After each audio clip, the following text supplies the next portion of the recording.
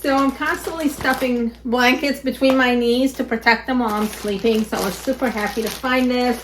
It's kind of a knee pad here where you kind of put it between your knees so that you can protect your knees and just be more comfortable sleeping at night. This is from Everlasting Comfort over here, and you're just gonna put it right in between your knees over here, and it's got all kinds of information right here on the paper. This is what it looks like right here. It's got these curves inside that I'll show you in a minute how to get them in there.